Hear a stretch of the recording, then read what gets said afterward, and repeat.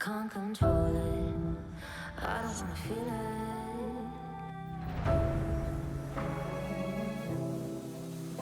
Fire.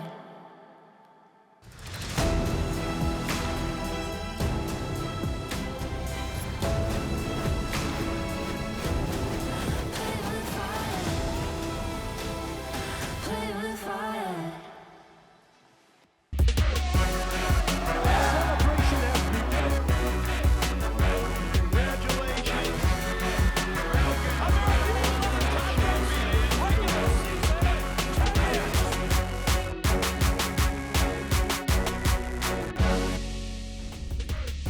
Welcome into Studio A. I'm Maria Trivelpiece alongside Kyle Youmans for a special edition of All American because, Mr. Youmans, we have a football schedule. Yes, we do. Of course, it is still a long way until football season is officially upon us. But my goodness, it is exciting, and it's a little bit premature to start looking through the possibilities and the schedule of what it's going to turn out whenever the fall comes around, but it still just means there's a hint of football in the air, and we're getting closer and closer. We can start kind of planning travel schedules, getting out to the fall and getting out to these great schools as a part of the American Athletic Conference. Really excited to go through this, break it down, and see exactly what 2025 could hold. Well, I don't think it's ever too early to start talking about football, and Oh, yeah. we have a lot of different things to break down. So to help us out, we're going to welcome in a third member of our little squad today, college football analyst Rene Ingoglia. Rene, thank you so much for joining All American yet again. I love joining you guys, and for me, this is good. It gets the blood flowing, the juices flowing a little bit, knock the cobwebs off. And listen, I am already thinking about college football, so I love that we're going through the schedules. And listen, July will be here before we know it, media day, so it'll come quick. I don't think you ever actually stopped talking or thinking about college football, Rene, so we're glad that you're here, especially American football. You're very dialed in. Well, with the way the portal is too, I don't think any of us stop because you never really know what your team's going to look like when the season gets here. So, hey, the one thing for college football, it's very entertaining. It keeps us, locked in all year long. Yeah, we are certainly locked in. The portal makes things really crazy, and I think it hurts my head a little bit, even just going back, because there's some people who enter the portal and then they get out and come back to their schools, and then they're at a different place. And we're going to talk about some of those people today. Starting with, though, the American Conference schedule, there's 18 games versus ACC, Big 10, Big 12, SEC, those Power 4 schools. So some big games in the American that we're going to break down as well. Kyle, when you take a look at some of those right there, we have them listed on the screen. What stands out to you? Well, I think the opportunity to go up against some of the best of the best, those teams that made the college football playoff a year ago. It was a 12-team college football playoff. The American wanted to get a team in there, weren't able to do so because at the end of the day, they kept beating each other at the end of the schedule and at the end of the season. But now you get a chance to kind of measure up against those teams. Boise State doesn't have Ashton Jeanty running the football like they did previously. Tennessee lost a couple of key pieces, but they're expected to be a player again in the SEC. And you've got a couple of those chances just across the way to make an impact, to make things a little bit interesting. And it's not even just those games. It's the games like UTSA traveling to take on Texas A&M. It's like Navy playing Notre Dame like they do on a yearly basis. And Navy expected to be good again this year as well. I mean, there's so many different elements to this, Rene, that at least upon initial viewing, it just shows a chance of greatness and at least a chance of showing the benchmark of what the conference shows across the board. Yeah, you make some really good points. I agree with you completely, Kyle. Listen, when you get a chance to play the power programs, the P4 now, you got to show out, right? You got to show that you belong. You want to be with the big boys, you got to play with the big boys. And so if you can win some of those games, that goes a long way. But if not, be competitive. But you'd rather win them. And then you mentioned something, too. When you play the other group of 5 programs like a Boise State, I did Boise State's opener last year at Georgia Southern. They looked good.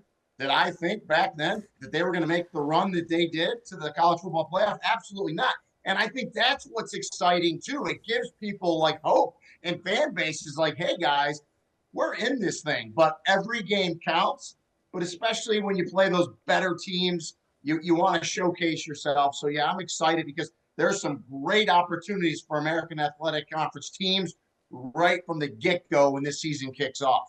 We're going to talk about all of those teams and those opportunities that they have coming up in each of their individual schedules. So we have a lot of teams to get through. We're going to put them in alphabetical order, and both you and Kyle, Rene, are going to be able to make some good points about some of those opportunities. We're going to try. You're going to try, right? You're going to try your best, because there's the thing is kind of like what you already mentioned, is with the portal and with the uncertainties, we're not even sure what these rosters are going to look like come fall. So I think we'll start, again, UAB, first team that we're going to talk about. Let's take a look at their schedule just to start things off. Kyle, when you glance at those games right there, what stands out about this UAB team? Well, it's the fact that they have Navy so early on in the schedule. Of course, you look at some of those early games in the calendar that do count toward conference play, and they get Navy, a team that was, again, undefeated until the latter parts of the season in 2024, and they get them right off the jump, and it's on the road.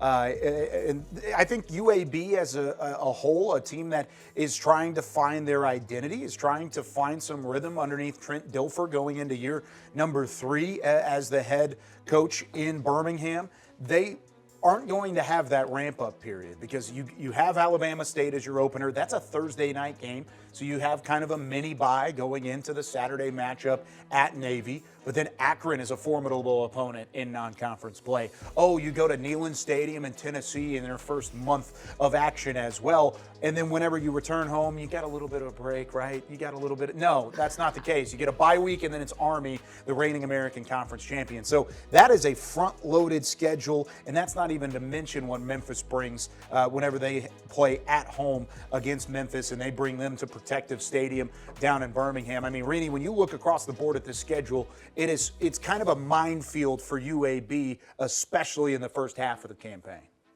No doubt. I don't think I'm speaking out of turn either. This is a make or break season for Trent Dilfer. Yes. I think everyone that pays attention to college football and UAB and the American Athletic Conference will tell you that. So, yeah, getting Navy in your second game is probably a good thing in that, Kyle, they're going to probably spend the last week, and no disrespect to Alabama State, but they're going to probably spend that last week of training camp just preparing for Navy. Yeah. And the fact that you get Army in week 5, that's a good thing too, because although not identical offense, it's very similar. So they're going to spend a lot of time in training camp getting ready for Navy. But, you get Akron and then Tennessee. You got to get through those first 4, 2-2 at minimum. But then you run into Army, and then it goes on, and you run into Memphis there. So, yeah, a tough start for UAB, but again, like I said, to me, a make or break season for Trent Dilfer. And I like Trent Dilfer. I think he's an outstanding coach. But it's, as I looked at all these schedules, and we're going to go through them all, I really didn't see an easy schedule in there for anybody. I was trying to kind of go through, and I know later in the show we're going to talk about who we think is maybe the toughest schedule and who has the easiest schedule. I was like, holy cow, I don't really think there's an easy schedule on here. So I'm gonna at least make one fan base mad, but whatever, it is what it is. But yeah, all these schedules are really tough, and this one's no different for UAB. Yeah, and I think when you look across the board at this team, and you talk about Trent Dilfer and the back and forth there, Jalen Kitna back at quarterback for UAB. This is a guy that came on back half of the season, had a decent ending to what was an early part of his career.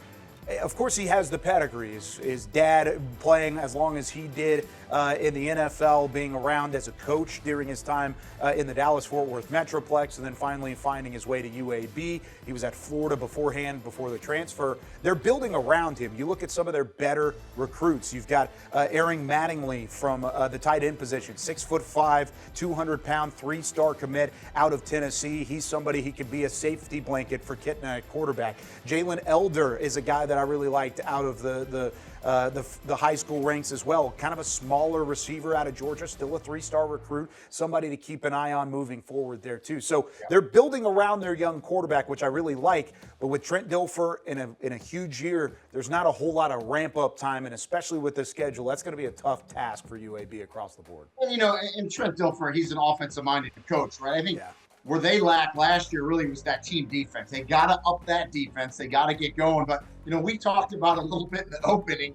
The problem these coaches have, and I feel for them everywhere, is you just talked about it, Kyle. You're recruiting, you're building your team, you got some good pieces, but then you got to dodge the minefield after spring practice of the transfer portal because it opens back up. So, you lose one or two pieces after spring ball, and all of a sudden, I mean, it drives these coaches nuts, or it's going to drive these coaches nuts. So it just makes it fascinating for one. But it's going to be really interesting. And then, just looking at the schedule again, of course, you get UConn where you think, oh, non-conference and independent. They won 9 games last year and a bowl game. So it's like you don't even get a break there. So it's going to be an interesting year for UAB. I can't wait to kind of chronicle them and watch them through this season. It's going to be fascinating. I know I'm certainly excited to watch the Blazers, but one team, Rene, that doesn't have to worry quite as much about the transfer portal is the Army Black Knights. So we'll take a look at their schedule right now. The defending American Conference champions, they're going to try to repeat now. They lose that quarterback in Bryson Daly, who finished sixth in the Heisman voting. They also lost Kanye Udo, the running back, to the transfer portal, which again is a little bit of an enigma in that area. But what will they have coming up, especially looking at this schedule? Oh, man. The thing I love about Army is, and you talked about it, Ray. Okay, yeah, they don't bring pieces in to the portal. Both academies, they can actually only lose people, so that actually hurts them. But what really helps them, which now other teams, deal with that they don't have to, is that continuity, because all their players have been there for years. Yeah. A lot of them prep school together. They know each other. It pays such dividends, and we see that. Army had one of, if not the best offensive line in the nation last year. That's because that's a group that needs to play together. So Army will always have that. It's plug and play. They're always going to be disciplined. And listen, I kind of missed the boat last year too. I remember in media days thinking, okay, yeah, first year in the conference. They didn't have a great year, the season before. I thought they're going to be middle of the pack, right, in the American. And what they did last year was just tremendous. And that's, Jeff Monken, great coach. And again, to me, that is just that togetherness of the academy being there and plug and play. They're not going to change. We know they're not going to change stuff up. They'll tweak some things defensively and offensively, but what they do is what they do. And, there's no surprises. And this is a schedule that I think, starting out with Tarleton State, and I love to see they get Kansas State week 2. And then how about this North Texas game week 3? I know, Kyle, you'll probably have a lot to say about this. So this is a really good schedule for Army. And by good, I don't mean easy. Again, I don't think any of them have an easy schedule. But I'm going to be interesting to see how Army plays this year, coming off being the American Athletic Conference champion. It's going to be fascinating. Now, they lose Bryson Daly, which of course is huge, and we'll have to kind of see how they fill that in. The guy who I would anticipate to take over at the quarterback spot is Dwayne Coleman. He's a senior out of Selma, Texas, which is down near San Antonio. I think there's an opportunity for him to step in, and when you look at what he's already done in the Army offense, how about this? 11 of 16 passing. What does that sound like? That sounds like Bryson Daly numbers whenever he's completing 70% of his passes right off the jump in an offense where they don't throw the ball around a ton. 1 touchdown. He had a 153 passer rating. And then he had 38 carries for about 4 yards a pop and a rushing touchdown as well. All in limited action, most of that actually coming against the Air Force in that Commander-in-Chief trophy hunt across the board. I'm looking at this team as a reload team because you mentioned the offensive line up front. They've got nothing but upperclassmen up front, guys like Will Jeffcoat, who had a great year last year. They bring in guys like Brady Small at the center position, Ned Brady at left or at right tackle, who played significant snaps last year as well. I'm looking at Army as another team that can reload across the board, and they do have another front-loaded schedule. It kind of goes back to what Rene was talking about. Nobody has it easy, but when you have to go up against the offensive prowess that we know North Texas is going to bring to the table, even though they don't have Chandler Morris in the fold, we'll talk about that momentarily, but they're still going to put up offensive numbers. You have to keep pace with that. Oh, and by the way, East Carolina is the week after that. So if you don't see offense against North Texas, you're going to see offense against East Carolina.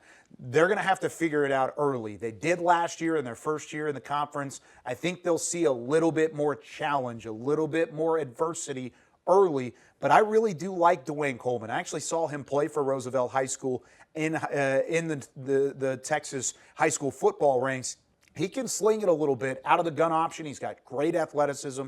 don't be surprised if we're talking about Coleman as kind of that undersung hero of the offensive side for the Army Black Knights whenever it gets to the mid parts of the season.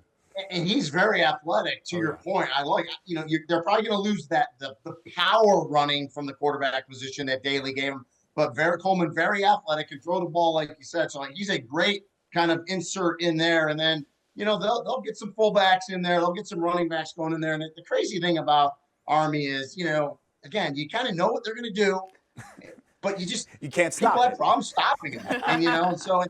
And that's you talked about the North Texas offense and the ECU offense. They want to go super fast and put up a lot of points.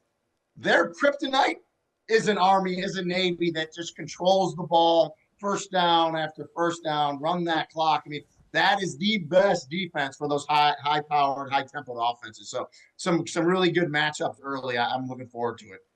So we talk about that Army team that you kind of know what they're going to do offensively. You might not know who's going to be filling in that quarterback spot, but I want to move to another team where there might be a few more question marks than some of the others rosters that we'll look at, and that is the Charlotte 49ers. They have a new head coach in Tim Albin.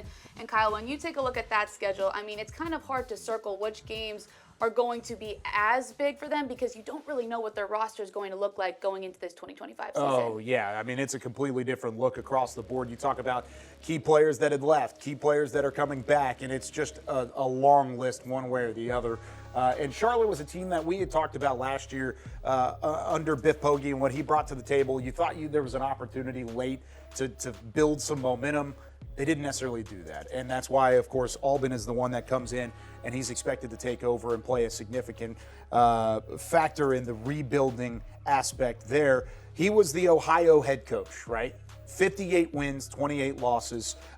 They're expected to kind of go from a pro-style look in 2024 to more of a modern-day spread option sort of style in 2025. Todd Fitch, who is a known commodity at the offensive coordinator spot, spent some time with Louisiana Tech, Vanderbilt, Ohio State, was last at LSU. He's got some pedigree coming in.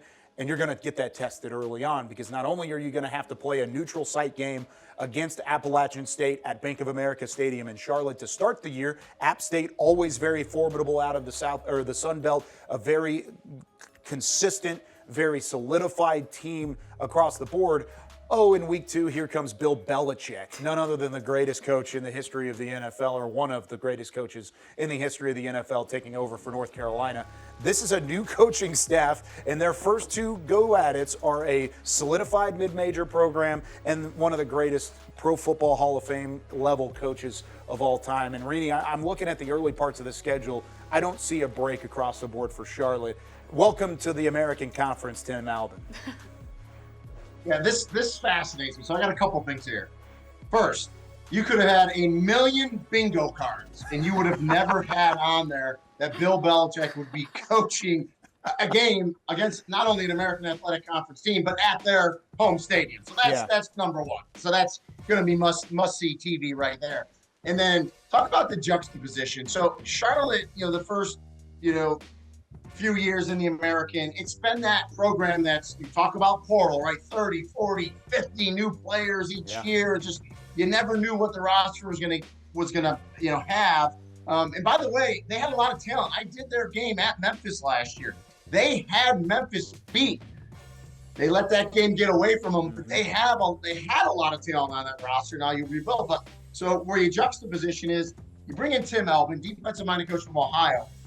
I did their bowl game, Pure Bowl last year. So Tim Albin, right before he left to go to Charlotte. Ohio was the only school in the nation last year when they got to their bowl game. They hadn't lost one player in the transfer portal. So he brings something, right, that I think Charlotte desperately needs and wants, and that's that kind of cohesiveness. Like I always tell people, the portal, to navigate the portal is one thing, right? Picking up a player here and there. But it's really what it's about is roster retention, not losing your good players in the portal. That's what crushes these coaches. You get through spring football and you feel like, okay, I got some good pieces, and then you lose them in the portal. So it's all about roster retention. And Tim Albin did that at Ohio. So I think that's a fascinating hire for Charlotte. We'll see if it works out or not. But yeah, getting back to what you said, Kyle, I mean, you look at the start. I mean, the App State and UNC 1 and 2. Yeah, welcome to the American. Tough schedule right away. Then you get Monmouth, but then right into conference play, and then of course you get Army, so you got to prepare for them. ECU. So this is going to be an interesting year for Charlotte, but I do think, again, first year, Tim Albert, you will get that honeymoon year one. But I will say this, in the new era of college football, you're not getting, a lot of coaches aren't getting that second year honeymoon, right? Mm-hmm. It's, okay, we're going to give you that 1 year grace period, but we need to see something in year two, because how many coaches do we see last year after their second year get let go? So a lot of pressure on these coaches these days, a lot more than it used to be. Yeah, no doubt about that. And they've hit the portal pretty hard. They have 21 transfers coming in. I mean, There's guys from Georgia, Western Kentucky, Tennessee, and then they've got a trio of quarterbacks, which is probably going to be the talk of camp for Charlotte. Who is going to be the quarterback across the board? Connor Harrell comes over from North Carolina. He transfers out of Bill Belichick's program and has a chance to play against him in week 2 at home with the 49ers. Then you've got Grayson Loftus from Duke. Apparently they just want to try and grab quarterbacks from basketball schools, and that's what they were trying to do early on out of the transfer portal. And then they've got Zach Wilkie out of Southern Miss. There's only one returner at quarterback. Underclassman in Tanner Bushy is back. That's the only thing there. Is where is their quarterback play going to come from? Like I said, I believe in the system that we're going to see from Todd Fitch. I believe in that spread option that we're going to see from Charlotte. It may take some time, though. It's going to take a little bit of an opportunity and a buffer period before we really do see a little bit of accepted improvement across the board from the 49ers. And you cannot win in today's college football, or really football anywhere, unless you have a standout quarterback. Absolutely. I mean, it's the most important position. And I hate to sound like a broken record. And this is the other fascinating thing that we'll watch. So you just mentioned 3 really quality quarterbacks, right? That are going to fight for the starting job, right? Well, these coaches, you got to kind of massage that, right? And keep them happy through spring ball and get them back to camp, because that's the one position you need to stand out, and there's only one guy that can play. So ultimately, where I think a lot of teams lose depth is if there's a really tight quarterback battle, 1 and 2, the guy that loses that battle wants to start. So then he starts looking for another home. So again, just fascinating what these coaches and these players and rosters have to go through, and what they'll ultimately look like in week 1. Well, I think just going off of that, one thing that all these coaches need to figure out is how to get players bought into what they're doing. And one coach who did a fantastic job of that when he took over the interim tag last year was Blake Harrell at East Carolina. And Kyle, you and I talked a lot about this entire season. And so when I take a look at this schedule, I'm really excited to see what Harrell can continue off of that success from last season. Oh, I mean, the way that they ended the campaign was significant. And they have kind of a schedule that mirrors that at times. But then you've got Memphis and UTSA right there at the back half in the middle of November. I think they've got a chance to establish early 4 non-conference games to start the campaign for East Carolina. So they have kind of a natural ramp-up period into Blake Harrell's first year as a full-time head coach.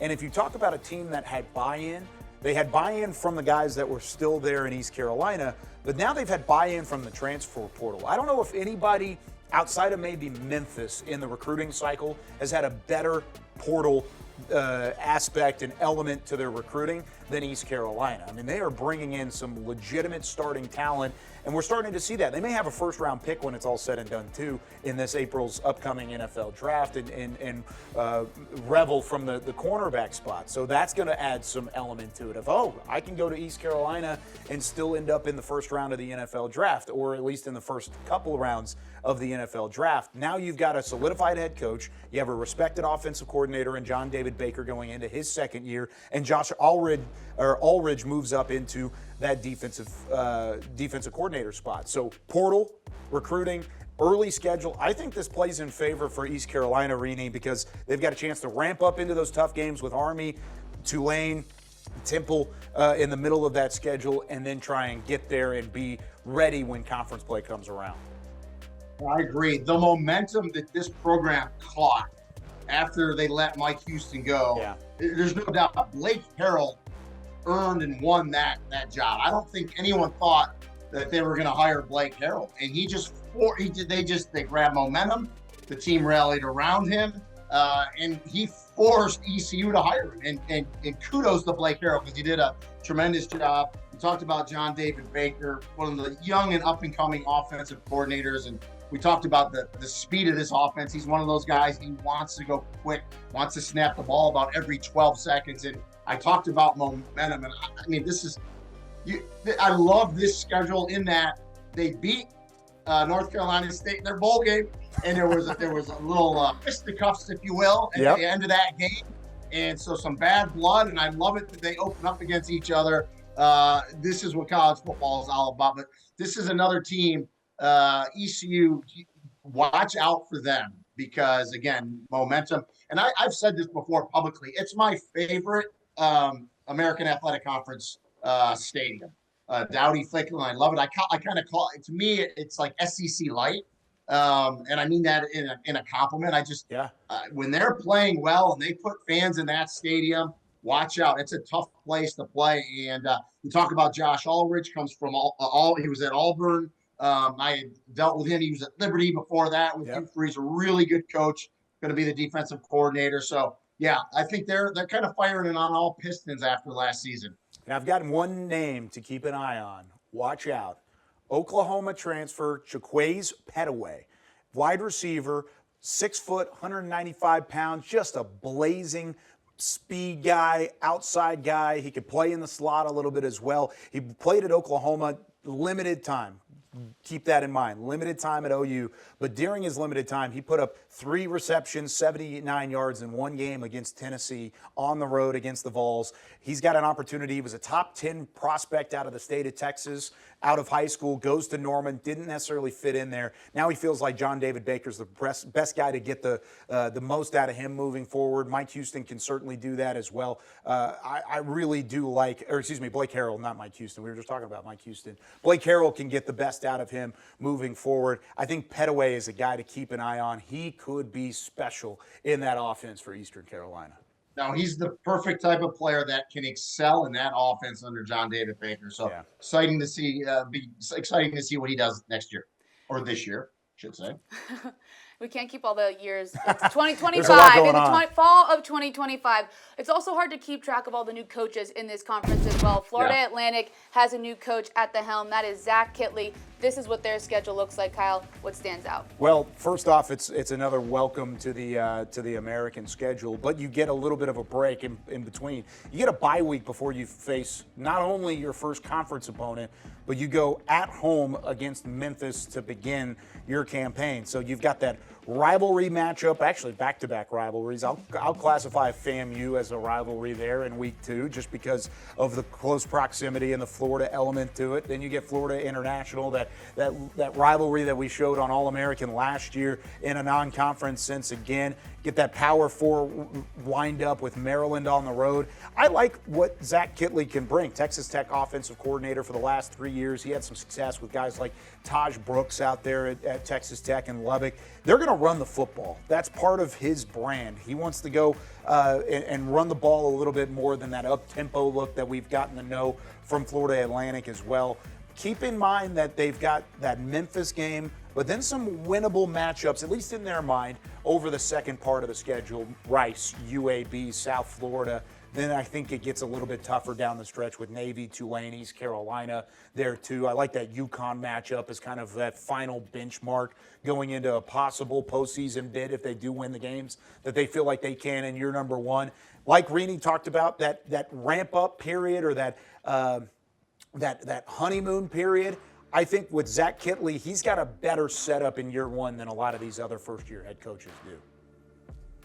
Yeah, I mean, and FAU is one of those programs where, 6 new coaches this year in the American. Tom Herman, correct me if I'm wrong, guys, 2 years at FAU, and then he was out. So not much, again, no honeymoon there for him. Zach Kittley steps in there, and, and you brought up a great point, Kyle. You get these coaches that come in kind of from these spread offenses, and everyone just assumes the new fan base, they want to throw it. No, you're right. They want to run the ball first. It's all predicated on the run, and then you're going to throw off of that. So, and this is a schedule, and as I'm looking at it, and I was listening to you talk, you're right. it's kind of spread out where you could get 3 wins in a row, right? If you're playing good football, 2-3 wins in a row, and then you might run into a little stretch. Then you can maybe get 2 or 3 again. And a program like FAU, their fan base, and it's in Boca Raton, Florida. It's about 3 hours south of me in Orlando.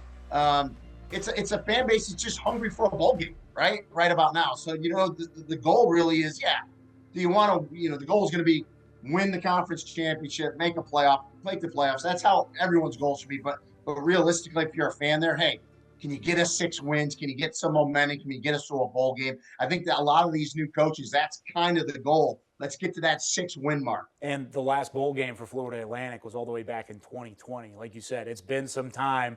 And this is a program that, of course, when they're winning, it feels great. Everything is awesome. You're balling out in paradise. You got the beach right there, all those different elements to it. They haven't been winning recently. And when Lane Kiffin was there, right? They were excited. He got them going, and it is, my daughter goes to school down there, and you're right next to the beach. It's a nice stadium. You're in South Florida. You're in fertile recruiting land. So there's really no reason for that team, that program, not to excel. Well, one program that has been excelling and did get to a bowl game is the Memphis Tigers underneath Ryan Silverfield. They got to a bowl game? What is it, like 11 straight years? It 11 was straight. something like, Yep. yes. They have been fantastic. The big question for them, though, comes who will be their quarterback after one of the greatest quarterbacks to ever play in the American Athletic Conference, Seth Hennigan, graduated. Oh, man, that's going to be the big one, Rene. I don't know. Do you have an inside scoop? Because I don't know who's their quarterback. I don't know who would even have a chance to be. I know Brandon Lewis transferred in. I know they've got a pretty high-quality freshman in A.J. Hill that can maybe play a factor there. But Seth Hennigan leaves. They haven't had to look for a quarterback in 5 years.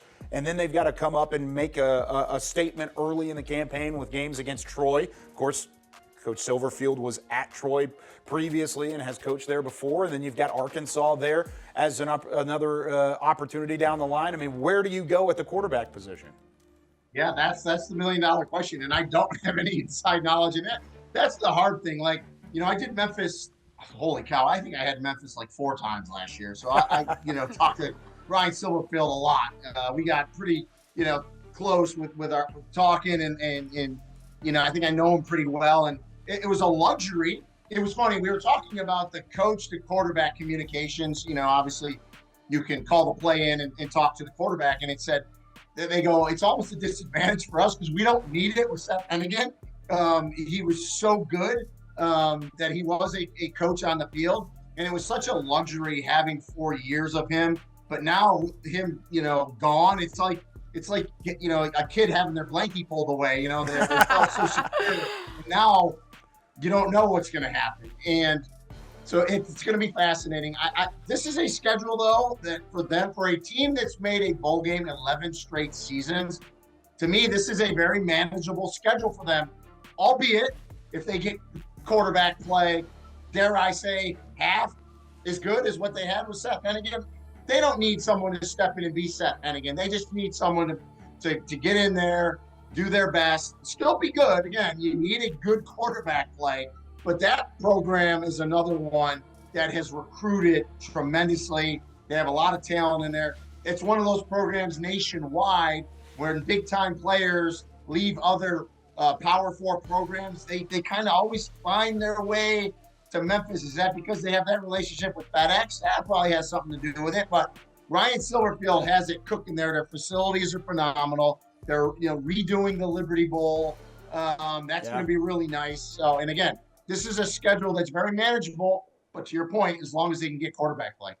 First off, let me make a quick correction. Silverfield was at Toledo, not Troy. So I want to get that right before Memphis gets in the comment section and says, Kyle, you don't know what you're talking about, which is very true. But nonetheless, whenever I'm talking about Memphis, I meant Toledo in that regard. He's been at Memphis since 2016. He knows that program, knows how to recruit. That's why, according to 24/7 Sports right now, Memphis has the top recruiting class. I mentioned the 4-star quarterback in A.J. Hill coming out of Georgia as a high-caliber quarterback. He knows that as a freshman, there's a great spot to start. He gets the right coaching in Memphis. He gets the right opportunity to succeed. That's exactly what happened with Seth Hennigan. And now Seth Hennigan is throwing game-winning touchdown passes in big moments, not only in college, but in the Senior Bowl. He was throwing well at the NFL Combine in Indianapolis over the last couple of weeks. There's different elements here. The one question mark I have is up front for Memphis, because they've had dominant offensive line play over the last couple of years. You're replacing multiple guys up front that have had staples up front for this offensive line. Now, you do return Breland at the right guard spot. You return Chris Adams at left tackle. Other than that, it's pretty much wide open up front. They're going to have to mix and match a couple of pieces there. They lost some pieces to the transfer portal there, too. Can they continue to dominate in the trenches the way that they have previously? Because that's the difference between winning and losing in the American. Can you win up front? Memphis has the skill position to do it. Can you block for those guys is my big question. No doubt about it, and a lot of people may not know this. Ryan Silverfield was a former offensive line coach by trade, so that's kind of his bread and butter.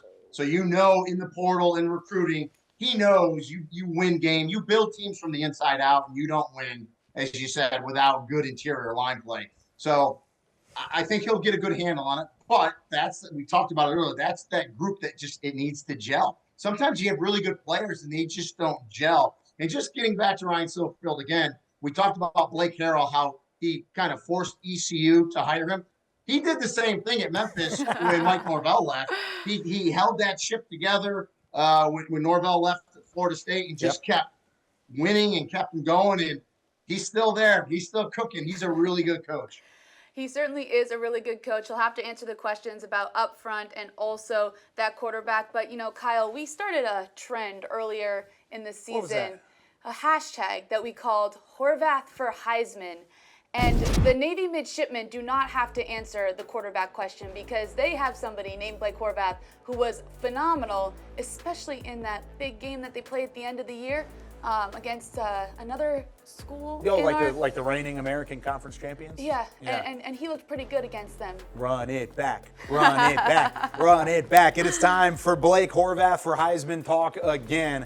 And I think at least when looking at this schedule early on, they are going to have some success. I mean, remember what Navy was able to do last year early in the campaign. They had the wins to start. They started 6-0 before they faced one of the best teams in the country and ultimately a team that went all the way to the national championship game in Notre Dame, and they fell in week 9 of the season. So I expect that to happen again. I really do. I think they're better, at least built across the board. They've got guys coming back outside of Blake Horvath, like an Eli Heinrich, like an Alex Teska, who were impact players in that magical run for Navy in 2024. I don't see really a challenge here, Rene, barring something crazy, until they get to Notre Dame again down the stretch, at least compared to the roster. Now, those last 3 games are going to be tough. Maybe last 4 across the board before the Army-Navy game. I'm not even including Army-Navy in that conversation because we all know what that game means. Throw the records out whenever you get there. But I would throw North Texas in there too. North Texas, Notre Dame, South Florida, Memphis. This is a backloaded schedule. Just like Navy had a year ago, they were able to navigate it, had a phenomenal season, put up some great numbers, and then ultimately ended in that win in the bowl game over Oklahoma. I don't see why they can't expect a step forward in 2025, even off of the expectations that are already going to be sky high. Now, I'm with you. I have them 7-0. I think North Texas is the one that it starts getting serious to the end, but I think they get there undefeated. And then, as you said, Notre Dame, USF, we're going to talk about USF later. They kind of disappointed me. They underachieved last year. I think they were a better team. So we'll get to them later, what they're going to do, but they have the potential. Memphis, we know, and then the Army-Navy game. And we talk about Blake Horvath for a little bit. Obviously battled some injuries last year, right? That kind of derailed him a little bit, but man, what a tremendous talent. And I do think he's going to have the appropriate buzz to start this season to get him on Heisman watches if he plays the way he did. And I don't see any reason why he shouldn't at the end of the year there. And I had Navy, Oklahoma. I had that bowl game in the Armed Forces Bowl, and what a way to end the season for them. And this is a very, very nice schedule for them, the first 7 games. And then we'll see what happens. And a lot of that, and I just talked about it, is staying healthy with your team towards the end. And we get back to the Army-Navy game where they kind of just dominated Army, right? Yeah. I kind of felt bad for Army. Army's they had a play. They were in the American Athletic Conference Championship. They beat a good Tulane team. But then you got to turn around and play Navy, and I was like, yeah, this isn't going to bode well. Navy's nice and rested, and yeah, they took advantage of that in that Army-Navy game. Yeah, they definitely looked quite dominant in that matchup against the Black Knights. And one other thing to note about that schedule for Navy is that they play Memphis on Thanksgiving. And if both of these teams are as good as we think they could be, we might not know where we're going for the American Conference Championship game, but that game might be a big determining factor. So that's one that I'm definitely circling on my calendar. Now, the next team that we're going to talk about, Rene, I don't think we should let Kyle talk about this team because he might just hijack our entire conversation. But is it Navy again? It's not Navy again. It's his alma mater, North Texas. So I guess we'll start with him, Rene. I hope that you get words in because we only have so many minutes. But you gotta start with him here. I know. Yeah, I would go to Rene first. Let him go first. You want Rene to go first? Leave no crumbs. All right, Go Rene, for it. just Get take after up it. this whole time because Kyle's just gonna yap for way too long, and I don't know if we can do that. Here's a fascinating thing I'm going to tell you guys. I think it was, I don't have the stat right in front of me, but I have called college football games, certainly for every American Athletic Conference team, and almost every team in the nation. I think I've called over 100 teams. I have never called a North Texas game. Oh. So, yeah, I got to get a North Texas game this season. It's almost like it has to happen. So, other than media days, I haven't had a chance. Rene, you're the only one. Me and Kyle have both called North Texas, so you're literally the only one here today that hasn't called a North Texas game. I know, it's crazy. Well, and I should say, COVID season, they were on my schedule. I was getting ready to fly to do a game there, and it got canceled, almost every other game that year. So I was supposed to do a North Texas game, just have not done one yet. But Eric Morris seems like a great coach. I've only, dealt with him at the media days, but looking forward to doing a North Texas game. And I don't know, Kyle, I kind of like this schedule. You get a couple early that I think you can win, and you kind of have to win. Lamar, Western Michigan's a good program out of the MAC, but you got to get 2-0. And then Washington State, what they're going through as a program, you think to yourself, okay, that's one we can get too. So I think if you're a North Texas fan, you're thinking to yourself, all right, we got to be 3-0 going into that Army game, and then you'll feel pretty good about yourself. And then you got some in the middle there that I think you can win. And then, of course, there's only a couple of teams that this happened to. And, of course, North Texas is one of them, where you get Army and Navy the same year. So, but a schedule that I think is manageable for them. But I'm going to be interesting to see how they go. And, of course, that high-tempo offense. But I'm going to defer to you, Kyle, because this is your bread and butter. No, I agree with you. I think there's a connection there between Eric Morris and Washington State. That's where he was previously as the offensive coordinator, so he knows that program. Even with kind of the change and turnover that they've had to deal with out of the Pac-12 and still in the Pac-12 and kind of that whole scenario across the board, I think he's excited for that opportunity to go back and play his former organization as the head coach in Denton. But if you start 3-0 there, which hasn't necessarily been an easy thing for North Texas. Usually 4-1, 5-1 is right around their best start. Remember, they started 5-1 and then they lost 5 straight before going into the final week of the regular season, and they finally got to bowl eligibility. I think there's a little bit of anticipation from the North Texas faithful to have some success early in the campaign, but the question is, can you sustain that success? Can you win those middle games against Army, against Navy? I thought that matchup kind of midway through the bunch as well is not an easy one either. Whenever you look at UTSA and South Florida in the middle. South Alabama is going to come to Dat Hughes Stadium after you went in a boat race with them at their place last year down in Mobile, Alabama. So I think across the board, North Texas expects to have a great start to the year, but it's not necessarily about the start for them. It's how do they finish. Now, one of the biggest things, I know you haven't called the North Texas game, Rene, but what has been the biggest bugaboo for North Texas through the Eric Morris era and even going back to Seth Luttrell? Because anybody that knows and watches football can tell you they have been bad at what? You're going to have to tell me. I don't finishing. Defense. They're not very good on the defensive side. So they go out and they get Skylar Cassidy, right? Skylar Cassidy was the defensive coordinator at Sam Houston, a team that ranked 11th in the country, 22 turnovers, which was top 20 in the FBS last year, in their first year moving from the FCS into the FBS as a part of Conference USA. So he had some success at the FBS level. They bring him over. They have a connection with him. How about this? They're going to be the North Texas Bearcats by the end of this thing because they have 1, 2, 3, 4, 5, 6, 7, 8 transfers on the defensive side of the football alone. They have Sam Houston working their way to Texas or to North Texas, to Denton, to be a part of that program, and they wanted to get bigger. They did that. They got bigger on the defensive side of the ball. We know the scheme. We know the offensive prowess that they're going to bring. They have some fun quarterbacks out of the transfer portal that we'll have to keep an eye on. No Chandler Morris. We saw what Drew Mestamaker could do in the bowl game, which was really fun to watch. Will he possibly be the starter? Chris Jimerson out of North Crowley High School that won a state championship in DFW. He's a 3-star prospect that threw 50 touchdown passes and just 3 interceptions in his senior season at North Crowley. They've got some guys to play quarterback even without Chandler Morris. It's can they play defense? And I think, at least at the moment, if you got Skylar Cassidy in there to play that defensive coordinator role, they're off to a good start. And almost to a man, when I talk to defensive coordinators, especially new ones that take over programs, they want to get in there and really simplify it. Yeah. Just let the players not think about it. Just go be defensive players. Go hit people. Try to just tone it down in terms of scheme-wise and just go play. A lot of times coaches think, we're not playing good defense. We need to put more schemes in, and that really can be counterintuitive. So, yeah, it'll be fascinating to see. And you talk about, I had Sam Houston last year as well, and, of course, Casey Keeler.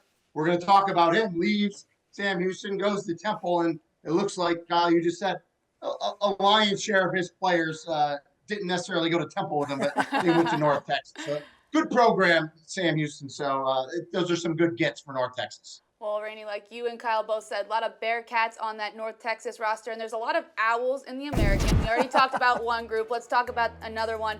The Rice Owls, they also have a new head coach in Scott Abell. Kyle, what are you expecting from this schedule for the Rice Owls? So I think Rice is a sneaky team in the American because you look at the way they return players, even with a new head coach in the fold. They didn't have to go to the transfer portal. They didn't have to do a whole lot of that. They're returning guys like Quentin Jackson at running back who had a good ending to the year. They return almost their entire offensive line, and then they bring in a guy like Sean Sullivan to play left tackle as a guy out of the transfer portal who had some opportunity at Yale to start at left tackle as well. So I think when it comes to Rice, there's still a lot to be desired there. They didn't have the year that they wanted under Mike Bloomgren. Of course, moved on with him later in the campaign.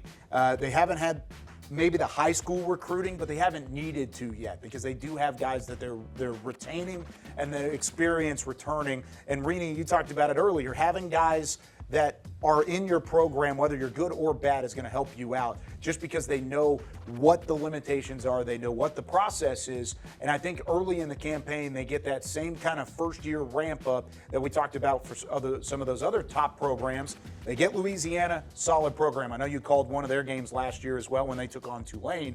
Then you had Houston, Prairie View A&M. I mean, all of these things across the board. Houston's a Big 12 school, but they're not necessarily unbeatable in the early parts of the season. You catch them on an off day. All of a sudden, we're talking about Rice as a team that could sneak up on the early parts of this American schedule. Yeah, I mean, I really don't know what to think about this team. I didn't have them last year. The year before, I had them a couple times, and you talked about it. They have players. They're very athletic. Coach Abell, don't know much about him, so I'm looking forward to learning more about him and then what he's going to bring to that program. Obviously, for those that don't know, because a lot of people actually don't know, Rice is in Houston, one of the biggest cities in the country, so fertile recruiting ground there. And it's always kind of, because of where Rice is located, it's a great academic school. It's a great institution.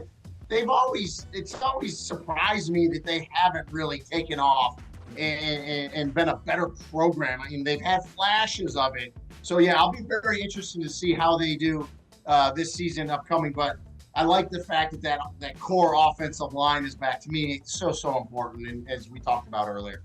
Rene, earlier in the show, you mentioned all of the schedules and how difficult that they were. And I think when we were picking hardest schedules versus easiest schedules, one of the hardest schedules that we could all agree on was South Florida. And when we look at this, just those first couple of games, it's a gauntlet. And that's before they even get into conference play. So when you look at the Bulls and you see this schedule, what stands out? Well, I want to call Alex Bolish and say, like, what's your AD? Like, what's going on there? He's going to be like, this thing was set before I even got the job. And so, we talked about Boise State, right? Had them last year. And so when they were put on the schedule, everyone was like, okay, Boise State, household name. They probably weren't thinking, okay, Boise State, they went to the college football playoff. So you get that. But I love that, right? And I think the USF's going to love it. Tim Rene, the commissioner of the American, is going to love it. I mean, this is a great matchup. These are these non-conference matchups that I think you love, that you're excited to get, and you get them. Correct me if I'm wrong, right? You get them at home. Yeah. So that's a great start. But you got Florida and Miami, so you're going to go Boise State. We just talked about them in the playoff. We're going Florida, SEC, who they really. The schedule that Florida had last year, I think they overachieved. They did better than people were going to think. So Florida's loaded with talent. And then we know how good Miami was. So, yeah, that is a gauntlet for your first 3 games. And that is kind of like survive mode for them in those 3. But I think they can do it. They have talent on that roster. I talked about it earlier.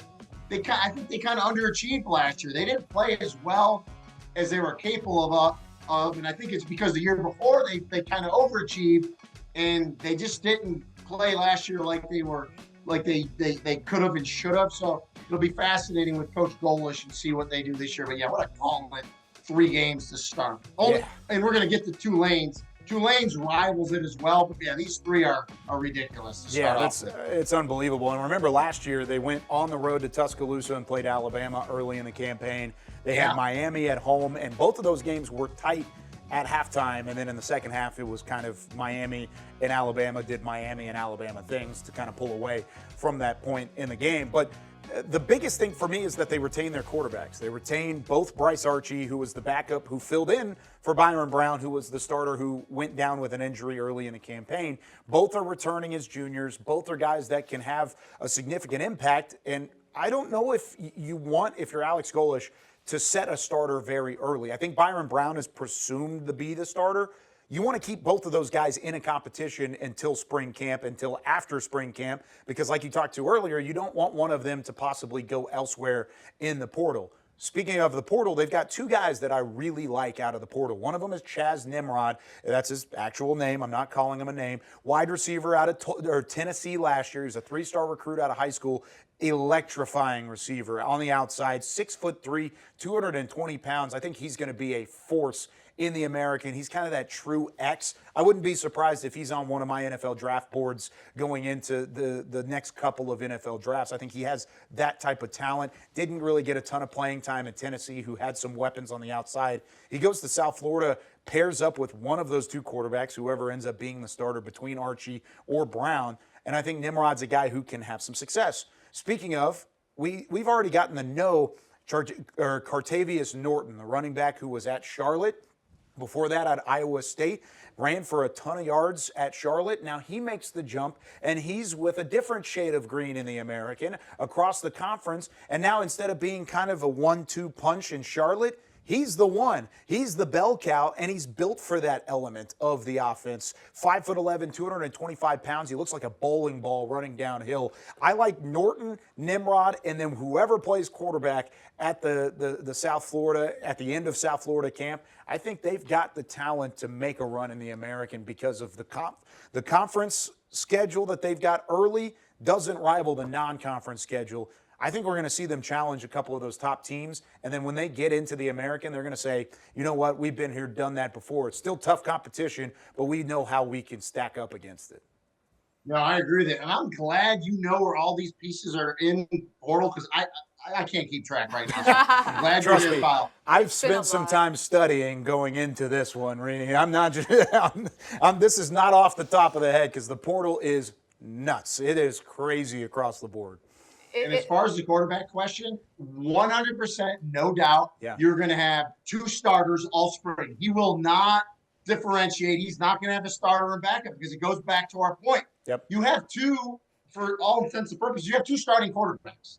Now the magic is, can you keep the one that ultimately doesn't start? Right? That's the $1 million question. So yeah, getting through spring, they're both going to be starters. There's no doubt about it. And Todd Orlando, we didn't mention him, defensive coordinator, outstanding defensive coordinator. And USF's one of those programs where that's a great landing spot. And you talk about Nimrod, these big time players where it just doesn't work out at their power programs per se. USF's a great spot. You know, they're building an on-campus stadium, and it'll probably be done in a couple of years. I think another really great location there where once they start clicking on all cylinders, that's a top-notch program is USF. Well, and the coaching job that Alex Golesh did last year, you can't take away from that. I think he did a phenomenal coaching job. And I'm going to make a call here. Chris Nimrod, right? I just said his name 10 minutes ago. Too many names. There's a lot of names out there. A lot of names, a lot of things happening. He's going to get drafted out of South Florida. I'll make a call right now. He's that good across the board. Clip it and post it. Well, Kyle likes to make a lot of predictions. As you said, Rene and Kyle, you mentioned the way that Alex Golesh built up that program at South Florida. But how about Casey Keeler at Temple, the new head coach? I think he's going to build something special in Philadelphia, Kyle. Yeah, there's a long way to go in Philadelphia. They've had a couple of losing seasons back and forth. They haven't had the winning ways that was left behind initially by Matt Rule before he took the jump to Baylor. They're trying to go back into that.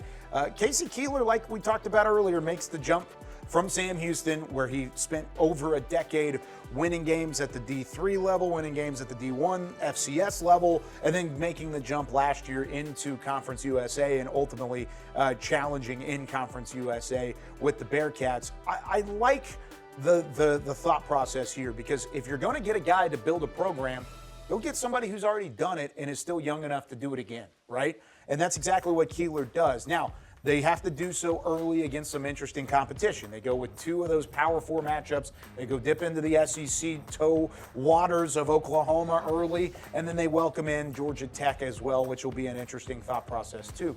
So those are great. But then you get right into the thick of that conference schedule very early. We'll talk about UTSA momentarily. We've already talked about Navy. I think those are going to be 2 of the players early in conference play. Those are 2 very stout programs to test your wherewithal against later, or that early in the season. You get the ramp up period, but you're going to be beat up after Oklahoma and Georgia Tech. You get the bye week, and then you go into conference play. It's going to be an interesting start for Casey Keeler. I think he has the stuff to get it done. It's just whether or not he can get the talent level and have some luck early in the campaign. Yeah, those last 4 games are just they're treacherous to me. That's ECU, brutal. Army, Tulane, and North Texas. So let me back up. So obviously their opening game, I never really root against teams, but that is my alma mater. Who, by the way, has a new coach and has a new conference this year. So that's going to be an interesting one for me. And so we'll see. You said something, Kyle. It's fascinating. You talked about Casey Keeler. I think you mentioned young. It's crazy. So I've known Casey Keeler for a long time. Won a national championship at the FCS level when he was at Delaware. He's 65 years old, but he looks like he's 40. Yeah. He's the best 65-year-old looking person I've ever seen in my life. No doubt. He's in shape. I need a skincare He's routine. fit. He's from Philly originally. That's why I think it's a phenomenal hire. He gets to go back home. And I just think, it's the right hire for Temple at the right time. They just kind of they're always looking for something. It's like every time you look at Temple, they're 3-9, 3-9, 3-9. They're perpetually 3-9, and I think he's the guy that can get them over that hump. We talked about it before with FAU. There's a lot of programs where the fan bases are like, please just get us 6 wins, get us to a bowl. And this is kind of the case there. And again, Temple's another program. When Matt Rule was there, people forget they played Notre Dame. It was the Saturday night primetime game. They were really good. So it's a program that showed they can win. But I love Casey Keeler's hire. I think, and there's no doubt to me, this is his last hurrah. This is his job that he wants to kind of end it with. And so I think he's the right guy. So it'll be other than week 1, we'll see how they do. Rene, you just blew my mind. I did not know he was 65. No one does. Yeah, That's, I have no idea. I thought he was, like you said, mid-40s. He doesn't have a gray hair on his head. He's holding up a Temple jersey, and I could have told you he probably could throw the ball better than half the players that were on the roster last year. I mean, this is Casey Keeler. I don't even know. That's unbelievable. He played football at Delaware in the mid '80s or the late '70s. I mean, come on now. That's. Yeah, I'm glad I blew your mind. I knew I would. So. Kudos to you. Yeah.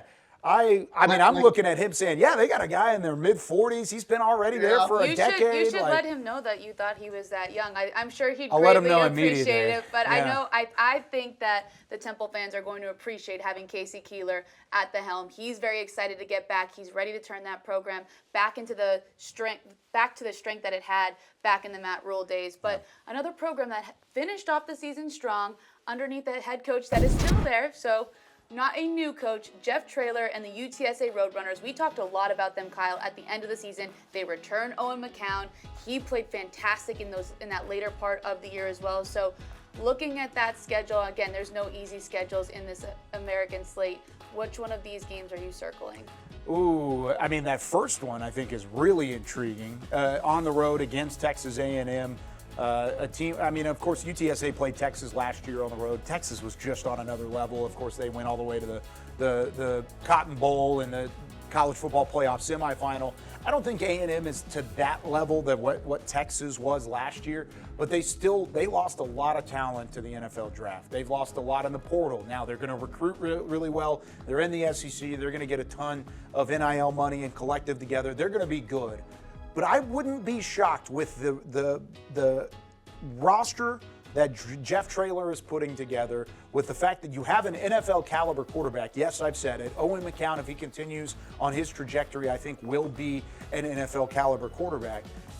If you've got that all working in your favor, I don't think that's a cakewalk game for Texas A&M, but they may look at it that way. And I think Jeff Traylor wants them to look at it that way. So I'll circle that one. We'll maybe circle back to it in a moment.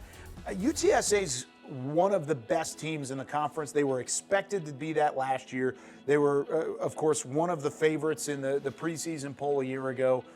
They didn't live up to it. They lost the early games in conference play to East Carolina and Rice. They lost to Tulsa and just that wild comeback late in the game up in Tulsa. But then after that, they rattled off the wins against Memphis and North Texas and Temple, and they kind of ended on the right note going into the postseason. I don't see them having that slow start again. They may lose that game in a tight one to Texas A&M early. If they win it, that's great. But at the end of the day, that's not what it's about. What it's about is getting it off to the right start in conference play. And I think they've got Temple early, they've got Rice early, two teams with new head coaches, and they've got continuity to go with before they go and take on kind of the meat of their schedule, which is that North Texas, Tulane, and South Florida, right at the end of October going into November. That's the meat of their schedule. I wouldn't be surprised if we're looking up at seeing this UTSA team as a 3-0, 4-0, maybe even a 5-0 team in conference play. Yeah, I could not agree with you more, actually. And if you're a UTSA fan, the one thing you got to be excited at, that you still have Jeff Traylor as a head coach, because I thought a couple of years ago for sure his name was always popping up. He was always a hot commodity. And I thought, man, he's going to be gone. And he's still there, which is really big because he's a really good coach. And I agree with you, Kyle. As I look at the schedule, Texas A&M at Texas A&M, that's a tough one. But I have them at least 5-1, 2-0 in conference going into that October 18th game against North Texas. So if you can get to that halfway point at 5-1, 2-0 in conference, and then it gets interesting because your last 5 or 6 are pretty tough down the stretch. So, but they, to your point, they have good players. They're another really good program that fits really well into the American. Yeah. And I think if things go the way they can for them, at the end of the year, they're going to be vying for a championship. They're going to be right in there in the last couple of weeks, one of those teams, like they have been in the past, kind of right there. Well, and one of the things they've always been predicated on is defense. They've had great linebacker play. They've had great secondary play. And they're going to do that again this year. They're going to rush the passer, I think, a little bit better, too. They got a guy transferring out of Baylor, edge rusher, Kean, no L there. Kean Roberts-Day. He was a 4-star recruit out of high school, went to Baylor, didn't really play a whole lot at Baylor. He was behind a couple other edge rushers that have NFL caliber talent in Waco. He could be that guy, 6'3", 275, and he's lean. Tall, long player, got some good bend to him, too. I'm excited to see what Roberts-Day can bring. And then they got a linebacker that they had transfer in from another team in Texas, another team in the Big 12, TCU. I lost my guy here. Chad Banks Jr. is his name. Another high school guy, 4-star recruit. If you get those guys to come in and play well, which Jeff Traylor has a tendency to do so, have guys ready to take an elevation to the next level or even just play well, period, across the board, I think they're going to be that team, like you said, that fits in well in the American. I think they have a chance to live up to the expectation better this year, and they're better built this year than they were at any point last year, even despite the expectation going into the year. Yeah, the one thing that I love about Jeff Traylor is, and obviously he was a high school legend coach in Texas. He owns the San Antonio area for recruiting. And then when players transfer, and there's so many colleges, so many great colleges in Texas, they seem to go to UTSA. And, talking about that schedule, the one thing we didn't mention is Texas State, they play early. And I said 5-1. That Texas State game is going to be tough. G.J. Kinney, their head coach, former kind of protege under Jeff Traylor. So a lot going on there for UTSA in the first couple of weeks. And remember, Texas State beat them 49-10 last year. That's not going to go well this year. They're not going to remember that one we gave very them the win highly. because this is an American show. This isn't that other conference show. Yeah. I won't even say it. Yeah, UTSA is looking for revenge, and one team that might want to seek revenge this season after losing in the American Conference Championship game is Tulane. Now, there's a lot more question marks than maybe in years past, but if we know John Summerall, I think he's going to be able to answer a lot of those questions come the fall. Well, they've recruited really well, which is huge. They've been able to hit the transfer portal well. They've hit a high school level pretty well, which has kind of been the calling card for John Summerall, both at his time at Tulane and then even before that, before making the jump over to New Orleans. And I think we go right back to the top games and the revenge games and all that element of it. How about the fact that Darian Mensah, who transferred out of Tulane, went to Duke and gets to start the season, not start the season, but early in the season, right back at Youmans Stadium in New Orleans. If you don't think New Orleans and Tulane and the Tulane Green Wave faithful are going to be up for that game, you're wrong. They're going to be excited for that. Not to mention they've got some other Power 4 opportunities with Ole Miss and Northwestern. We were talking about the toughness of the schedule for South Florida. Tulane's got an incredibly tough schedule as well, but the good thing for them is that it's all spread out early in the season through the first couple months across the board. Then they get that break going into the Duke game, they get the break going into the East Carolina game after the Tulsa game as well. So you kind of get a first half, second half look to the schedule, and it's a completely different look across the board. I mean, I think it's a tough schedule. Let me say this. I think John Summerall is one of the best coaches in all of college football. Absolutely. I've talked to him a bunch. And honestly, I think Tulane dodged a bullet that he's still there. I mean, it's good that he's there because I honestly thought he was going to be North Carolina's head coach. Of course, Bill Belichick is there. But I think that is a win of massive proportion that John Summerall is still the head coach at Tulane. They're paying him well. And he likes it there. He's got background, he's got history there. And yeah, the Mensah thing is fascinating in that if you back up to last season, Darian Mensah was nowhere even near being the starter. Yeah. He was the freshman kid, third, fourth string. He was running scout team, and John Summerall said, man, this kid, I came in here, took over this program. This kid just kept impressing and impressing and impressing. And he goes, I told all my assistant coaches, I'm going to start a freshman. If no one else steps up, I'm going to start a freshman. And yeah, he won the starting job, had the season that we all saw that he did. And then, of course, because of the portal, he leaves. But then, as you just said, the football gods send him to a team that plays Tulane at home this year, which is phenomenal. And I know we're going to get to it a little bit. This schedule to me is tough. You know, you look at the first four, and even South Alabama, really good team out of the Sun Belt. You know, you get Tulsa. You know, we're not sure what's going to happen there, but then you go ECU, Army, UTSA, Memphis. Those four are going to be tough. So this is a tough schedule for Tulane, but I think they got the horsepower to get through it. It's going to be fun to watch. Okay, so let's play the game here a little bit. They've got a quad of quarterbacks here that could be the starter going into it. So Darian Minson was the guy last year, like you said, that was off the radar, that wasn't paying attention at that point in time. You've got TJ Finley, who, by the way, is just a massive human being, 6'7", 240 pounds at quarterback. He might as well be playing tight end or left tackle. He's playing quarterback.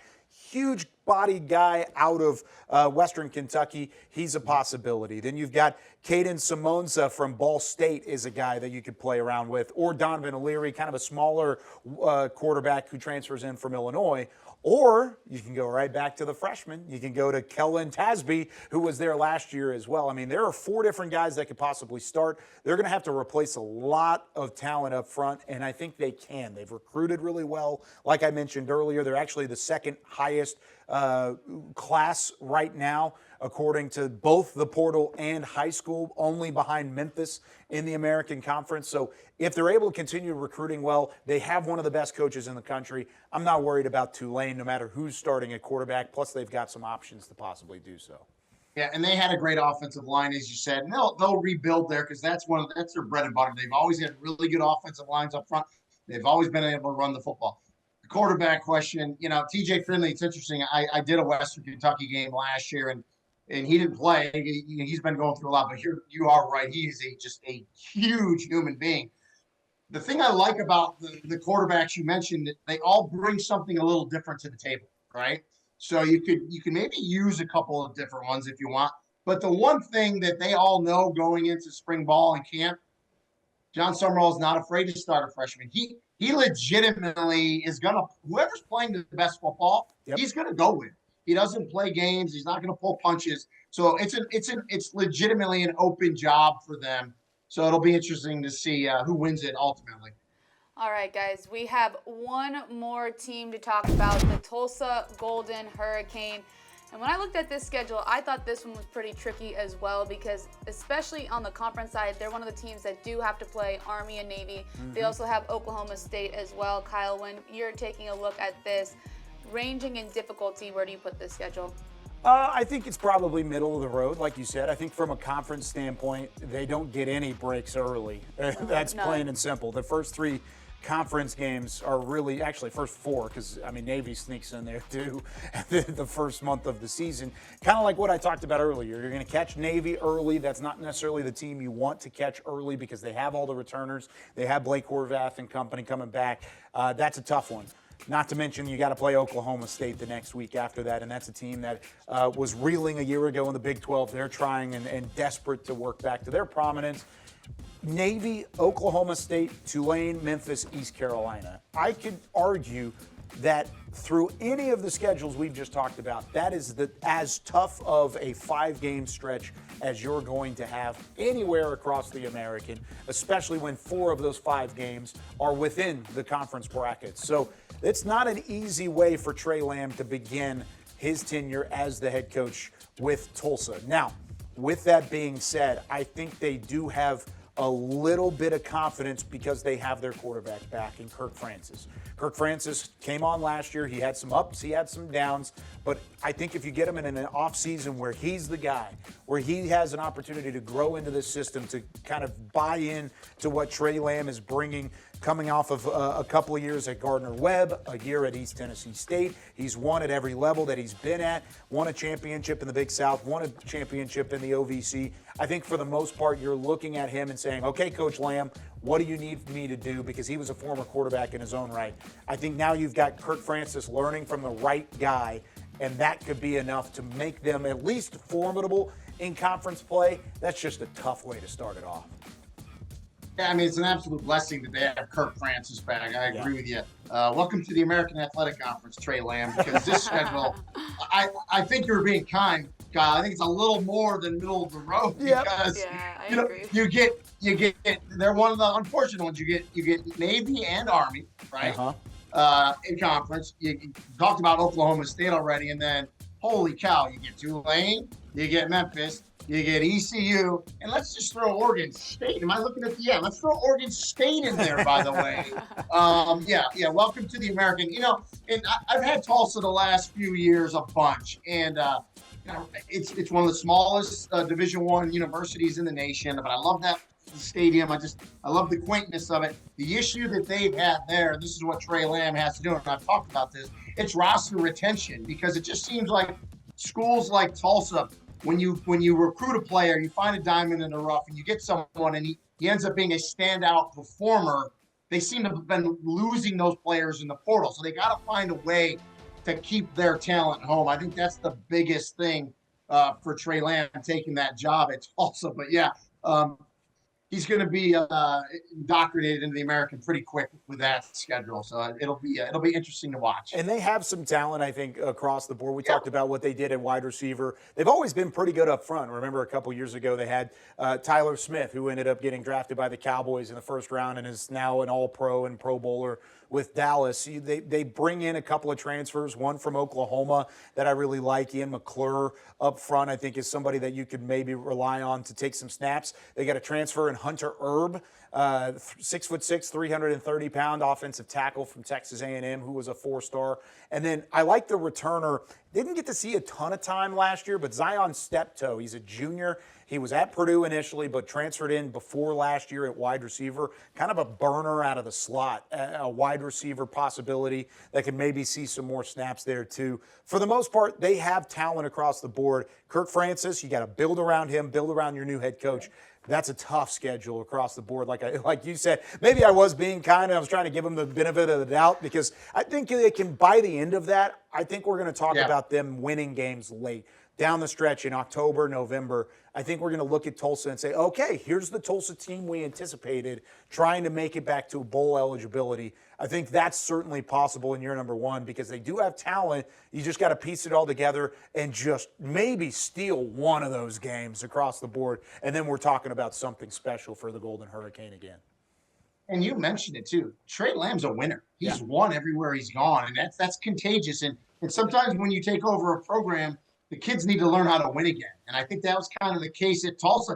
It's not that long ago. Tulsa was a 10-win program. So, again, it's another program you can win there. So, I think Trey Lamb's the right hire for Tulsa, no doubt. We covered a lot of teams today, guys. We covered a lot of games. So, to summarize everything that we just took a look at, each of us picked our top 5 games that we'll be tuning into this season. Now, we're going to watch all of them. Let me put that out there because this is the American Athletic Conference, and we love to watch American Conference football. But, Kyle, let's start with you. Your 5 games that you're double circling on the calendar. Well, I already mentioned the Mensa game with Tulane, I think is an important one to keep an eye on. I've got that one circled September 13th. Luckily, none of mine actually line up together because I think for the most part these are interesting. I think Tulane not only hosting Duke but going on the road against Memphis late in the year. If Tulane has the success that I anticipate, John Summerall and that Green Wave team, and Memphis has the opportunity and the way that they continue to play underneath Coach Silverfield, I think that might be your decider in the regular season of who's going to go into conference championship week across the board. Now, as for some of the other ones, I mentioned that unique game early in the season where UTSA could catch Texas A&M off guard. I don't think that we're looking at that enough as a team in UTSA, or maybe we are. Maybe we're just early on in the process. I think UTSA could win the American. And if you are a team that can win the American and you dominate your recruiting cycles like we've seen Jeff Traylor do before, I think you can challenge a team like Texas A&M. That's a possibility up front. Same thing for Army at Kansas State. We're going to see exactly what Army brings to the table in the post-Bryson Daly era early and often. I'm excited for that because that's the first benchmark that Army's going to have across the board as a team following their championship year last year. What a phenomenal season it was for the Black Knights. I think we're going to see exactly what they're made of. And then just because, Rene, you mentioned it earlier, because I'm excited to see some in-state rivalry and some North Texas football, I'm going to circle the main rivals between the two, North Texas and UTSA. Yes, I said it. I think those two are going to be better than they were last year as programs, and we're going to see which one can control it in the American and really come out on top inside the Lone Star State. UTSA and North Texas. UTSA took down North Texas in a hefty way last year, kind of a burner shootout sort of game. I expect nothing less when they come to Denton this year. Should be a fun one across the board. I'm not surprised by Kyle at all. Rene, what are your top 5 games before he gets on a North Texas tangent? I'm done. Again? I already got through all my stuff. Well, and let's preface this by saying there's so many good games, right, Yes. guys? And so to pick 5 was tough.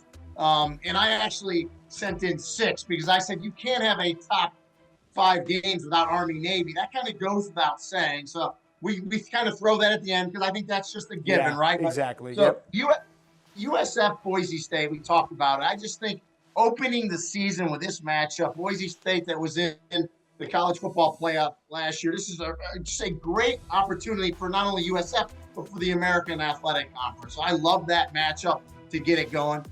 ECU, North Carolina State, we talked about this. These guys, a great bowl game to end the season in the Military Bowl. There was kind of pushing, shoving, fisticuffs, towels getting grabbed, maybe a couple punches thrown to end the season. Well, they get the play to start it off. So another great matchup. And then you say, really? Charlotte's on there? Guys, Bill Belichick is coaching in this game, and it's at Charlotte. I was like, it's Bill Belichick. I have to put this game on. That's a must-watch. Bill Belichick on the sidelines in Charlotte. Tulane, Ole Miss. So it's interesting, Kyle, because I originally had Tulane Duke, right? That was the one I picked. And then I said, you know what, though? Ole Miss, SEC program. If you remember, I think it was 2 years ago, so this is the return game from 2 seasons ago when Ole Miss went to Tulane. Tulane had that game won and just let it slip away at the end. So this fascinates me, this matchup, and a chance for Tulane to kind of say, because the last couple of years, Tulane has played well against Oklahoma. They just let these games get away. They had Kansas State beat. You got to steal one of these games against the quote-unquote power programs. This is an opportunity for Tulane. And then you had this game as well, Memphis, Tulane. We know what kind of great game it was last year. It always has implications of who's going to make it to the conference championship, and I'm going to bet my bottom dollar it's going to again this year. Well, Rene, the only thing that I'm upset about with the Charlotte, North Carolina game is that we missed the opportunity for Biff Poggi and Bill Belichick to have cut-off shirts on the sidelines. Yeah. We just missed it by a year, but that being said, I'll circle my calendar games here for my top 5. I have some of the similar ones. I'm putting USF at Miami just because it's that in-state rivalry they played last year. Funny things can happen when you're playing an in-state rival, and with the South Florida team that we just talked about, maybe underperforming a little bit last year, I think they have a lot of weapons, and I think they're going to be one of the best teams in the American this upcoming season. I'm circling that one. Then nice. Tulane and Duke, we all kind of talked about it, that Mensa return to Youmans Stadium. I'm excited for that one for sure. Kind of like you said, Kyle, Memphis and Tulane, I think that could be a determining factor of who's in our American Conference Championship game. And I think just the way that game ended last year for Tulane, there's a little bit of a disappointment coming out of that. They lost their right to host, and then they went on to lose the championship game. That's a big one. Yeah, so I'm definitely taking a look at that one. Now, East Carolina and Memphis. I know we didn't talk too much about what this could mean, but I think with the momentum that East Carolina has coming off of last season underneath Blake Harrell, especially up against the Memphis team who has been at the top of the American the last couple of years, I just think this could be an exciting game to watch. And I think sometimes East Carolina gets lost because they haven't been in those top 3-4 teams. But, we always say that Memphis is lurking. I think East Carolina might be, I guess Pirates lurk as well, right? Yeah. Pirates are lurking in the background here. And I just realized as I'm looking at my graphic right now that there are a lot of Memphis games. Do you want to just circle the whole Memphis schedule? Yeah, I guess maybe I'll just head to Memphis and check out Ryan Silverfield. We can move the headquarters there. I'm sure they would love that. Yeah, I'm not sure if they would enjoy that as much as we would, but that last game, Navy and Memphis, I already mentioned it as well. That's on Thanksgiving, and I think I cannot think of a better way to finish eating my turkey and sitting down and watching Navy and Memphis football. I think that is going to be the highlight of my entire day. Don't tell my mom's cooking that because she'll get a little bit upset. Wow. Well, Mom's cooking, catching strays in the middle of March. I know. It's a little too soon for that. But that being said, we got to move things along just a little bit. We talked about the difficulty of all of these schedules. Let's talk about the hardest schedules and the easiest schedules. Again, these are operative terms because I don't think there's an easy schedule amongst any of these teams. Rene, what do you got? Yeah, and I agree with you. Clearly, going through, I didn't think there was an easy schedule. But I picked Memphis, and only because, and it's their fault, because we mentioned it. They've been to 11 straight bowl games. So I looked at that schedule. I looked at the success the programs had, and I said, okay, this is a manageable schedule for Memphis. And I know I messed the graphic up, so I'm sorry. So let's go toughest. And it was a tie. We mentioned this when we went through it. I think Tulane and USF, to me, are both the toughest schedules. And mainly because they both have really tough non-conference schedules. And Kyle mentioned it. Once you get into conference play, half the battle is being healthy and ready to go. Yeah. These schools are playing unreal non-conference schedules to start out the first 3, 4, 5 weeks of the season. You have to weather that. And then they both have pretty tough conference schedules to boot. So those are my toughest. And I jumped the ship a little bit and told you which one I thought was the easiest. So there you go.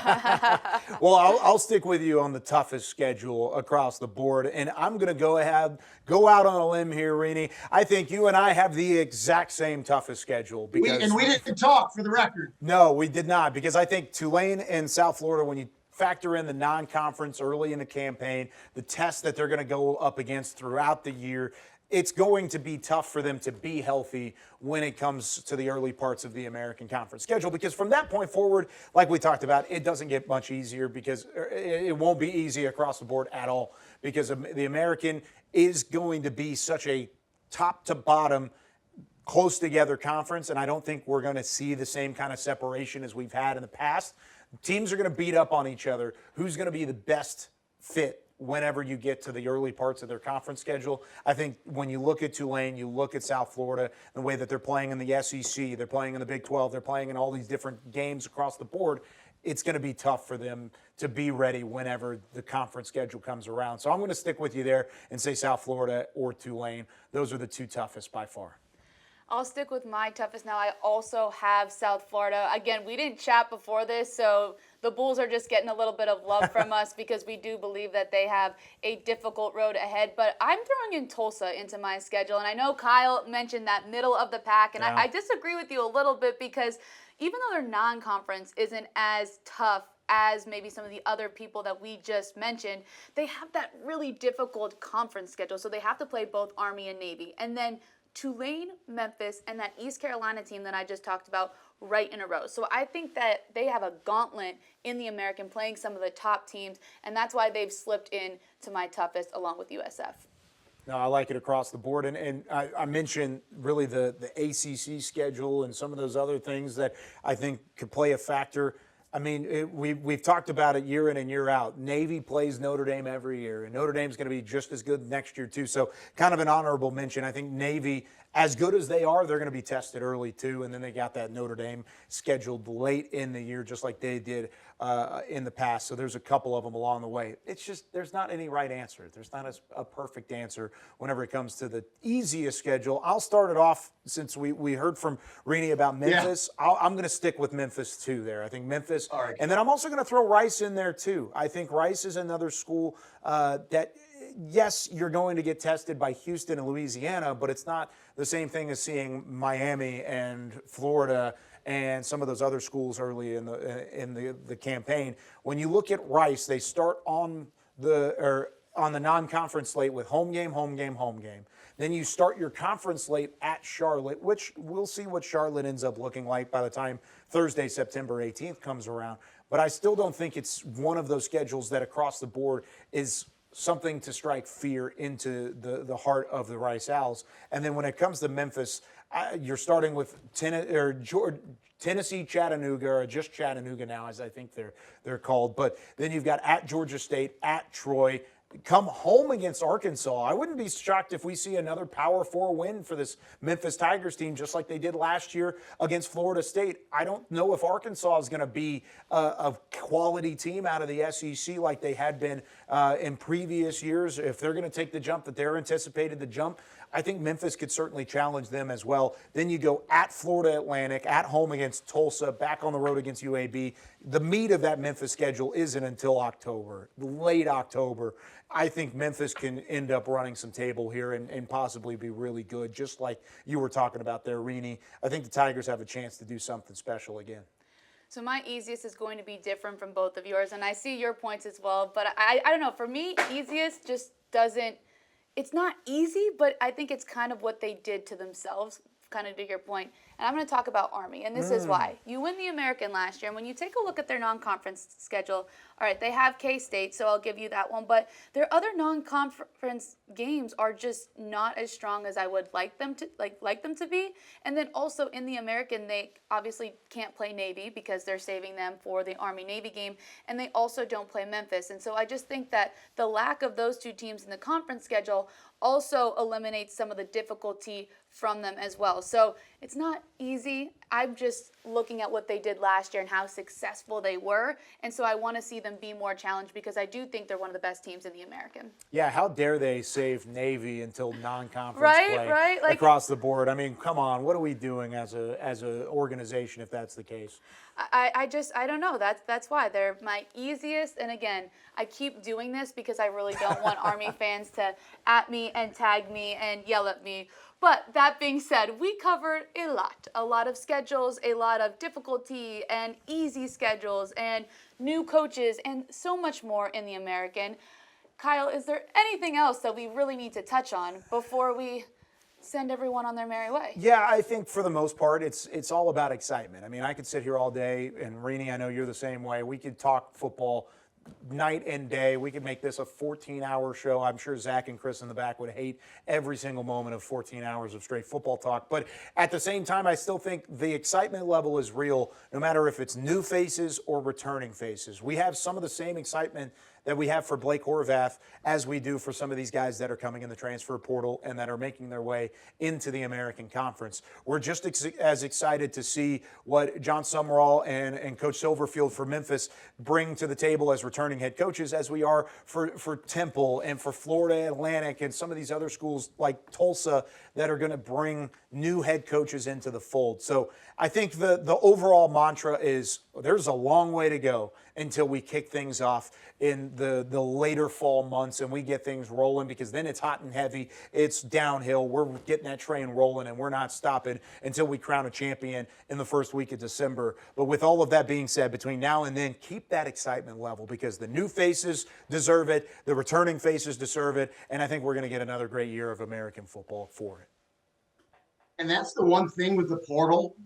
What it does is if you're a fan base, maybe your school was 2-10 last year, you got a bunch of new players, you're optimistic, and you really can turn it around in 1 year. So it keeps you excited, keeps you going. And, I can't wait for the season. And, man, July will be here before we know it, guys. We'll be hopefully talking in media days about this stuff.